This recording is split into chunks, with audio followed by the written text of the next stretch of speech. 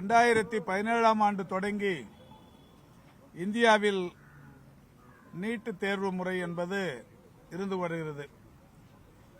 மாண்புமிகு தமிழ்நாட்டின் முதலமைச்சர் 2016 ஆண்டு இறுதியிலேயே நீட்டுக்கு எதிரான கருத்தரங்கங்களை தமிழ்நாட்டில் நடத்த தொடங்கினார்.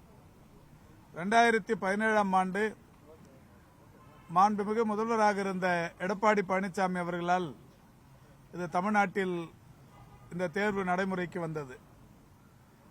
தமிழ்நாட்டின் முதலமைச்சராக முத்தமிழறிஞர் கலைஞர் அவர்கள் இருந்தவரை, ஏன் மறைந்த மரியாதைக்குரிய அம்மையார் ஜெயலலிதா அவர்கள் இருந்த வரையிலும் கூட நீட் தேர்வு நடைமுறைக்கு வரவில்லை. ஆனால் 2017க்கு பிறகு இந்த நீட் தேர்வு நடைமுறைக்கு வந்தது. நீட் தேர்வு வந்த நாளிலிருந்து நீட்டுக்கு விலக்கு அளிக்க வேண்டும் என்கின்ற கோரிக்கை தமிழக அரசின் சார்பில் தொடர்ந்து விடுக்கப்பட்டது. அதோடு மட்டுமல்லாது நீட் தேர்விலிருந்து விலக்கு பெறுவதற்கு நீதியரசர் A.K. ராஜன் தலைமையிலான ஒரு குழு அமைத்து அந்த குழுவின் பரிந்துரைகளை சட்ட மசோதாவாக சட்டமன்றத்தில் நிறைவேற்றப்பட்டு மேதகு ஆளுநர் அவர்களின் மூலம் மேதகு குடியரசுத் தலைவர் அவர்களுக்கு அனுப்பி வைக்கப்பட்டது. மேதகு குடியரசுத் தலைவர் அலுவலகத்திலிருந்து உள்துறை அமைச்சகத்திற்கு அனுப்பி வைக்கப்பட்டு உள்துறை அமைச்சகமும் தொடர்ந்து தமிழ்நாட்டில் இருக்கிற உயர்கல்வித்துறை, மருத்துவக் கல்வித்துறை, ஆயுஷ் போன்ற பல்வேறு நிர்வாகங்களுக்கு சிறிய சிறிய அளவிலான கேள்விகளை கேட்டு அனுப்பி கொண்டிருந்தார்கள். மாண்புமிகு தமிழ்நாட்டின் முதலமைச்சர்களுடைய வழிகாட்டுதலின்படி அந்த விளக்கங்களுக்கெல்லாம் தொடர்ந்து மாண்புமிகு தமிழ்நாட்டின் முதலமைச்சர் அவர்களின் மூலம் அந்த பதிலும் தொடர்ந்து அனுப்பப்பட்டு வருகிறது.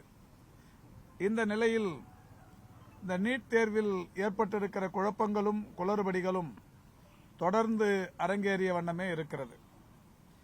2021 ஆண்டு நீட் தேர்வை பொறுத்தவரை 720க்கு 720 மதிப்பெண்களும் பெற்றது என்பது ஒரே ஒரு மாணவர் தான். 2021 பொறுத்தவரை 2 மாணவர்கள், 2022 பொறுத்தவரை 0, 2023 பொறுத்தவரை 2 பேர். இந்த ஆண்டு அது அபரிதமாக உயர்ந்து 67 என்று வந்திருக்கிறது. இதிலேதான் அனைவருக்குமே பெரிய அளவிலான அச்சமும் இதிலே குளறுபடிகளும் தென்பட்டிருப்பதற்கு காரணமாக இருந்து கொண்டிருக்கிறது. இதில் நேஷனல் டெஸ்டிங் ஏஜென்சி என்று சொல்லக்கூடிய தேசிய தேர்வு முகமை அவர்கள் சொன்ன காரணம் என்பது, இவ்வளவு பேர் முதல் மதிப்பெண் பெற்றதற்கு இந்த 67 பேர் 100க்கு 100 என்கின்ற அளவிலான மதிப்பெண் பெற்றதற்கும் 720க்கு 718, 719 போன்ற மதிப்பெண்களை பெற்று டாப் 100 என்கின்ற வகையில் 100 பேரை அவர்கள் தேர்வு செய்து அனுப்பிய பட்டியலிலும் இருக்கிற அந்த குளறுபடிகள் கண்டுபிடிக்கப்பட்டது. அதில் 718, 719 என்று பலருக்கு அந்த மதிப்பெண்கள் இருந்தது. இது சாத்தியமில்லாத ஒன்று. ஏனென்றால் 180 கேள்விகள் அடங்கியதுதான் நீட் தேர்வு. ஒரு கேள்விக்கும் 4 மதிப்பெண். ஒரு கேள்வியை அவர்கள் தேர்வு செய்து பதிலளித்தால் 4 மதிப்பெண். அவர் தவறுதலாக பதிலளித்திருந்தால் ஒரு அபராத மதிப்பெண்ணோடு சேர்ந்து 5 மதிப்பெண் அவர்கள் பெற்ற மதிப்பெண்ணிலிருந்து குறைந்துவிடும். ஆக 180 கேள்விகளையும் அவர்கள் அட்டன் செய்திருந்தால், சரியான பதில் அளித்திருந்தால் 720 கிடைக்கும். ஒன்று தவறுதலாக இருந்தால் 716 கிடைக்கும். எழுதாமல் விட்டுவிட்டிருந்தால், அதுவே தவறுதலாக குறிப்பிடப்பட்டிருந்தால் 715 கிடைக்கும். 715 என்பது கேள்வி தவறுதலான கேள்விக்கு கிடைக்கிற மதிப்பெண். 5 மதிப்பெண் கிடைத்திருக்கும். கேள்வி விட்டிருந்தால் 716 கிடைக்கும். 718ம் 719ம் எப்படி கிடைத்தது என்பது கல்வியாளர்களின் கேள்வி, மாணவர்களின் கேள்வி. இந்த நிலையில்தான் தேசிய தேர்வு முகமை இவர்களுக்கு கருணை மதிப்பெண் தரப்பட்டது, கிரேஸ் மார்க்ஸ் தரப்பட்டது என்கிறார்கள். கிரேஸ் மார்க்ஸ் எந்த அடிப்படையில் தந்தீர்கள் என்று கேட்டால், உச்சநீதிமன்றத்தில் 2018 ஒரு தீர்ப்பு வந்தது, அந்த தீர்ப்பின் அடிப்படையில் கொடுத்தோம் என்கிறார்கள். 2017க்கு பிறகுதான் தமிழ்நாட்டை பொறுத்தவரை நீட் என்பது நடைமுறைக்கு வந்து கொண்டிருக்கிறது. ஆனால் 2018 ஒரு தீர்ப்பு, அந்த தீர்ப்பை பொறுத்தவரை இந்த நீட்டுக்கான தீர்ப்பே இல்லை. உச்சநீதிமன்றத்தில் நீட்டுக்கு எந்த வகையிலும் நேர பற்றாக்குறைக்கான காரணமாக கிரேஸ் மார்க் கொடுக்க வேண்டும் என்று எந்த இடத்திலும் தீர்ப்பு தரவில்லை. இதற்கு இவர்கள் ஆதாரமாக காட்டுவது நேஷனல் டெஸ்டிங் ஏஜென்சி ஆதாரமாக காட்டுகிற அந்த தீர்ப்பு என்பது 2018 காமன் லா அட்மிஷன் டெஸ்ட் என்று சொல்லக்கூடிய கிளாட் என்று சொல்லக்கூடிய ஒரு தேர்வுக்கு கொடுத்த தீர்ப்பு. காமன் லா அட்மிஷன் டெஸ்டுக்கு கொடுத்த தீர்ப்பை நீட் தேர்வுக்கு பொருந்தும் என்கின்ற வகையில் இவர்கள் அதை எடுத்துக்கொண்டு இன்றைக்கு இந்த நீட் தேர்வுக்குமே இந்த கருணை மதிப்பெண்களை தருகிறார்கள். இது மிகப்பெரிய அளவிலான மோசடி. காரணம், காமன் லா அட்மிஷன் டெஸ்ட் என்பது ஆன்லைன் டெஸ்ட். அந்த ஆன்லைன் டெஸ்ட் எப்பொழுது அந்த தேர்வுக்கு அவர்கள் முயல்கிறார்கள், எப்போது தேர்வு முடிகிறது என்கின்ற அந்த கால நிர்ணயத்தை மிக துல்லியமாக கண்டறிய முடியும்.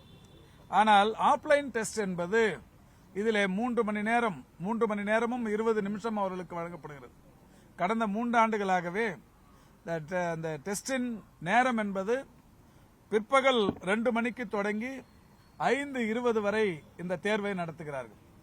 அப்படியானால் நேரடியாக தேர்வு எழுதுபவர்களுக்கான அந்த நேரம் என்பது 3 மணி நேரமும் 20 நிமிஷம். 2 மணிக்கு சரியாக மாணவர்கள் உள்ளே அனுமதிக்கப்படுவார்கள், 5:20க்கு வெளியில் அனுப்பப்படுவார்கள். இப்படி இருக்கும்போது இந்த மாணவர்களுக்கு எப்படி நேர பற்றாக்குறை ஏற்படும்? 2 மணிக்கு பிறகு வருபவர்களை நிச்சயம் அந்த ஹாலுக்குள், எக்ஸாம் ஹாலுக்குள் அனுமதிக்க மாட்டார்கள். சரியாக 2 மணிக்கு உள்ளே வந்து அந்த கொஸ்டின் பேப்பரை வைத்துக்கொண்டு அவர்கள் அவருடைய பணியை தொடங்குவார்கள்.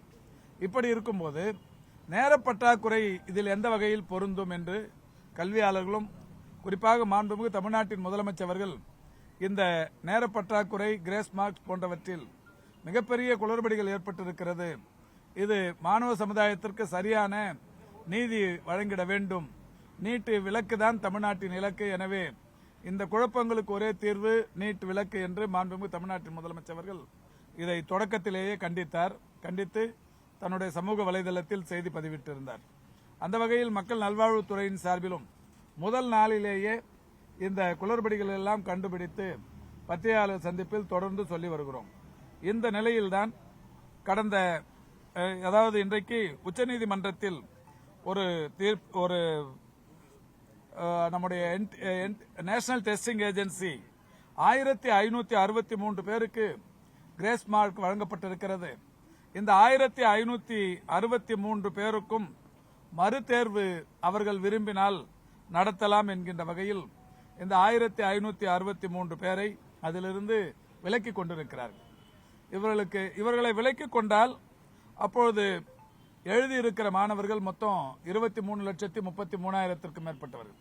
இதில் இந்த 1563 பேர் பட்டியலை விலக்கிக் கொண்டால் இந்த ரிசல்ட் ரீபப்ளிஷ் செய்ய வேண்டும்.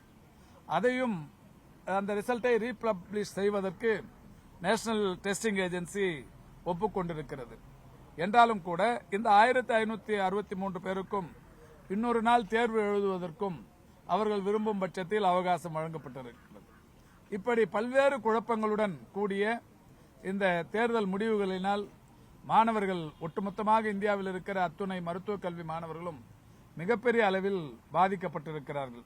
இப்பொழுது கடந்த ஆண்டுகளில் கட் ஆஃப் மார்க்குக்கும் இந்த ஆண்டு கட் ஆஃப் மார்க்குக்கும் நிச்சயம் இடைவெளி இருக்கும். இதில் இந்த நீட்டு வந்த நாளிலிருந்து இப்போ நீட்டு வந்த முதல் ஆண்டிலேயே நேரடியாக அரசு மருத்துவக் கல்லூரியில் இடம் கிடைத்தவர்கள் வெறும் 31% தான். ஒரு முறை தேர்வு எழுதி, நீட்டில் தேர்வு எழுதி தேர்வான மாணவர்கள் எண்ணிக்கை வெறும் 31% தான். மீதம் இருக்கிற 69% மாணவர்கள் 2 முறையும் 3 முறையும் 4 முறையும் 5 முறை கூட தேர்வு எழுதியிருக்கிறார். இப்படி ஏழை எளிய மாணவர்கள் மருத்துவ படிப்பை படிக்க வேண்டுமென்றால் நீட் தேர்வுக்கான அந்த கோச்சிங் பயிற்சிக்கு 5 முறை செல்வது என்பது சாத்தியமான ஒன்றா? எவ்வளவு பணம் செலவாகும்? ஏழை எளியவர்களுக்கு இந்த மருத்துவம் என்பதே ஒரு மருத்துவ படிப்பு என்பதே எட்டாக்கனியாக போய்விடும். 31% என்பது அதிர்ச்சி அளிக்கிற விஷயம். என்னதான் நன்றாக படித்த மாணவர்களாக இருந்தாலும் இந்த நீட் தேர்வில் முதல் முறையாக பயின்று வென்றவர்கள் வெறும் 31%. அப்படியானால் 69% பேருடைய மனநிலை என்னவாக இருக்கும் என்பதை அரசு தெரிந்து கொள்ள வேண்டும். அதனால்தான் மாண்புமிகு தமிழ்நாட்டின் முதலமைச்சர் அவர்கள் தொடர்ந்து இந்த நீட் தேர்விலிருந்து விலக்களிக்க வேண்டும் என்று சொல்லியிருக்கிறார்கள். எல்லாவற்றிற்கும் மேலாக ஒரு உச்ச மோசடி ஹரியானா மாநிலம் ஃபரிதாபாத் என்கின்ற ஒரு இடத்தில் இருந்து மட்டும், ஒரு தேர்வு மையத்திலிருந்து மட்டும் 8 பேர் டாப் லிஸ்ட் 100 என்று சொல்லுவோமே, அந்த 100 முதல் மதிப்பெண் பெற்றவர்கள் என்று அறிவிக்கப்பட்ட பட்டியலில் 8 பேர் இடம்பெற்றிருக்கிறார்கள். அதில் 6 பேர் 720க்கு 720, மீது 2 பேர் 718 719 என்கின்ற வகையில் மதிப்பெண்களை பெற்றிருக்கிறார்கள். இது எப்படி சாத்தியமாகும்? இதில் எங்கே தவறு நேர்ந்திருக்கிறது? இதையெல்லாம் கண்டுபிடிக்க வேண்டும்.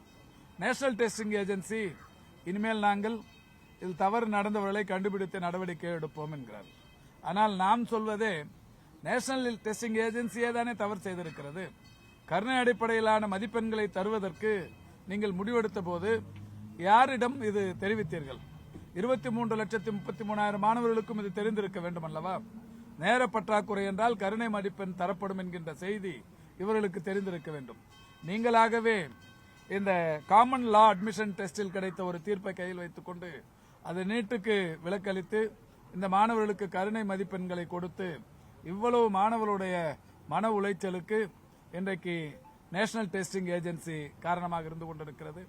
எனவே இதற்கெல்லாம் ஒரே தீர்வு, ஒன்றிய அரசு இனிமேலாவது இது ஏதோ தமிழ்நாட்டில் திமுக கழகத்தின் சார்பில் மட்டுமே நீட்டுக்கு எதிரான ஒரு முழக்கம் தொடங்கப்பட்டது என்கின்ற அந்த நிலையை கடந்து மறந்து இது இந்தியா முழுமைக்கும் இன்றைக்கு இது எதிரொலித்துக் கொண்டிருக்கிறது.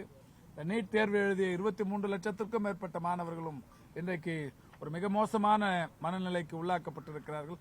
எனவே இந்த நீட்டிலிருந்து விலக்களிப்பதற்கு, நீட்டு தேர்வை ஒழிப்பதற்கு ஒன்றிய அரசு முனைய வேண்டும் என்று உங்கள் வாயிலாக கேட்டுக்கொள்கிறோம். முழுமதிப்பெண் பெற்ற 67 பேர்ல 4 பேருக்கு மட்டும்தான் 6 பேருக்கு மட்டும்தான் கூடுதலாக கருணை மதிப்பெண் வழங்கப்பட்டதா குறிப்பிட்டிருக்கிறாங்க. தமிழகத்தை சேர்ந்தவங்க யாரேனும் அந்த பட்டியலில் இருக்கிறாங்களா? இல்ல, அந்த மாதிரி இல்ல. கருணை மதிப்பெண் பட்டியலில் அது மாதிரி இல்ல. கருணை மதிப்பெண் பட்டியலில் 720 அது வாங்கின மதிப்பெண் இல்ல. அது அவங்களுக்கு கருணை மதிப்பெண் கூட இந்த நேஷனல் டெஸ்டிங் ஏஜென்சி எந்த மாநிலத்திற்கு தர வேண்டும் என்கின்ற தகுதியை நிர்ணயித்துக் கொண்டுதான் தருகிறார்கள். கருணை மதிப்பெண் தமிழ்நாட்டுக்கு தரக்கூடாது என்பதில் அது அவர்கள் குறியாகவே இருக்கிறார்கள். இல்ல, பெரும்பகுதி ராஜஸ்தான், குஜராத், ஹரியானா போன்ற மாநிலங்களை சேர்ந்தவர்கள். கருணை அடிப்படை மதிப்பெண்ல அவங்க யாரும் 720க்கு 720 வாங்கல. தூத்துக்குடியில இந்த பேப்பருக்கு ஒரு சின்ன ஒரு கன்ஃபியூஷன் வந்துச்சு. அதுல நம்ம எந்த நடவடிக்கை எடுத்து அவங்களுக்கு ரெமெடியா இல்ல, இப்ப எந்த ரெமடியா இருந்தாலும் நடவடிக்கையா இருந்தாலும் நேஷனல் டெஸ்டிங் ஏஜென்சி தான் எடுக்கணும். அவங்க தான் டெஸ்டிங் அத்தாரிட்டி. இப்ப ஒன்றிய அரசிடம் தொடர்ந்து வலியுறுத்துவோம். இப்ப மாண்புமிகு தமிழ்நாட்டின் முதலமைச்சர் அவர்கள் சமூக வலைதளத்தின் வாயிலாக கோரிக்கை வைத்திருக்கிறார்கள். நாமும் தொடர்ந்து கோரிக்கை வைக்கிறோம். வாய்ப்பு கிடைக்கிற போது நேரடியாக அமைச்சரை சந்திக்கிற போதோ அல்லது எந்தெந்த சூழ்நிலையில் எந்த மாதிரியான வாய்ப்பு கிடைக்குமோ அப்போதெல்லாம் தொடர்ந்து ஏற்கனவே 10க்கும் மேற்பட்ட முறை மாண்புமிகு தமிழ்நாட்டின் முதலமைச்சர் அவர்கள் பிரதமரை சந்திக்கிற போது நேரடியாகவும், அவருக்கு கடிதங்கள் எழுதுகிற போது கடிதங்களின் வாயிலாகவும், என்னை டெல்லிக்கு அனுப்புகிற போது ஒன்றிய அமைச்சரை சந்திக்கிற போதெல்லாம் அந்த கடிதத்தில் முதல்வரின் கோரிக்கையாக நீட்டுக்கு விலக்கு என்கின்ற அந்த விஷயத்தை சொல்லிக் கொண்டிருக்கிறோம். அது மட்டுமல்ல, கடந்த தேர்தல் அறிக்கையில் திமுக கழகத்தின் சார்பிலும் நீட்டுக்கு விலக்களிக்க வேண்டும் என்கின்ற கோரிக்கை மீண்டும் வலியுறுத்தப்பட்டது. திமுக தேர்தல் அறிக்கையில் மட்டுமல்ல, காங்கிரஸ் தேர்தல் அறிக்கையில் கூட அந்தந்த மாநில அரசுகள் விரும்பினால் மட்டுமே நீட், இல்லை என்றால் விலக்கு என்கின்ற வகையில் அவர்களும் கூட தேர்தல் அறிக்கையில் சொல்லியிருக்கிறார்கள். எனவே இது இப்போது இந்தியா முழுமைக்கும் ஒரு பிரதிபலித்துக் கொண்டிருக்கிற ஒரு நிகழ்வாக இருந்து கொண்டிருக்கிறது. இல்ல, நீதிமன்றத்துக்கு போறதுக்கு முன்னாடியே நாம தான் இதை வெளிப்படுத்தணும். இல்ல, நீதிமன்றத்துக்கு போறதுக்கு முன்னாடியே இந்த ரிசல்ட் வந்த அடுத்த நாளே நான் பிரஸ் மீட்ல எவ்வளவு பேருக்கு, இந்த 67 பேருக்கு வந்திருக்கு. இந்த கருணை மதிப்பெண் விவகாரத்தை முதல்ல வெளிப்படுத்தியது திமுக தான், தமிழக அரசின் மக்கள் நல்வாழ்வுத்துறை தான். இந்த கருணை மதிப்பெண்ங்கிறத இந்த கிரேஸ் மார்க் எதை பேஸ் பண்ணி கொடுத்தீங்க? உச்சநீதிமன்றத்தின் தீர்ப்புன்னு சொல்றீங்களா, அந்த தீர்ப்போட நகலை காட்டுங்க. இந்த கருணை மதிப்பெண் கொடுப்போங்கிற இந்த தகவலை எத்தனை பேருக்கு சொன்னீங்க? இந்த மாதிரி எல்லாம் கேள்வி கேட்டதை ரிசல்ட் வந்த அன்னைக்கே நம்ம தான் கேட்டுக்கிறோம். அதுக்கப்புறமா தான் இப்போ மற்றவர்களும் இதை புரிந்து கொண்டதன் அடிப்படையில் அனைத்து அரசியல் கட்சிகளும் இதற்கு எதிரான விளக்கங்களை அளிக்க தொடங்கினார்கள். மாணவர்களும் இன்றைக்கு வழக்கு மன்றங்களுக்கு போய் இதை வழக்கு தொடுத்திருக்காங்க.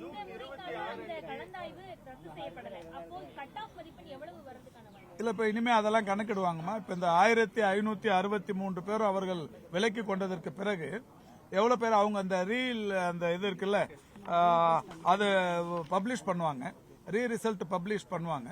அந்த பப்ளிஷ் பண்ணதுக்கு அப்புறமா எவ்வளவு கட் ஆஃப்ங்கிறது தெளிவுபடுத்தப்படும். அவங்க ஜூன் 23ஆம் தேதி என்று நினைக்கிறேன். இல்ல இல்ல அதுல யாரும் இல்ல. 1060 அதான் நான் சொன்னேன், அந்த கருணை அடிப்படையிலான மதிப்பெண் கூட தமிழ்நாட்டுக்கு இல்லை. June 23 retest. ஆமா ஆமா ஆமா.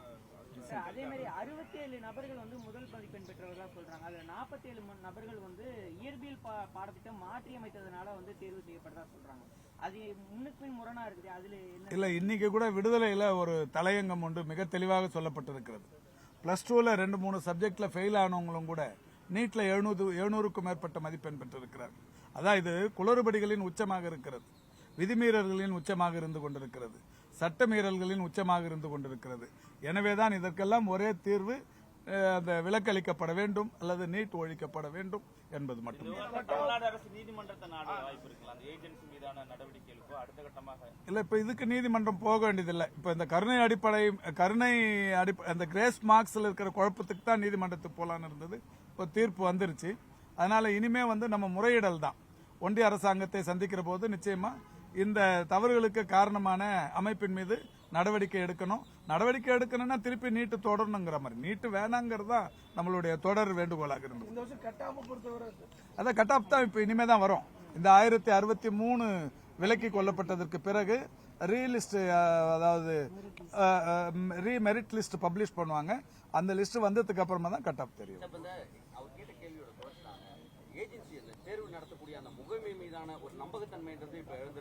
இப்ப இல்லங்க, இப்ப 2017 இருந்தே நம்பகத்தன்மை இழந்து போச்சு. நிறைய ஒவ்வொரு வருஷமும் ஏதாவது சின்ன சின்ன குளறுபடிகள் இருந்தது. இந்த வருஷம் அது பெருசா வந்துருச்சு.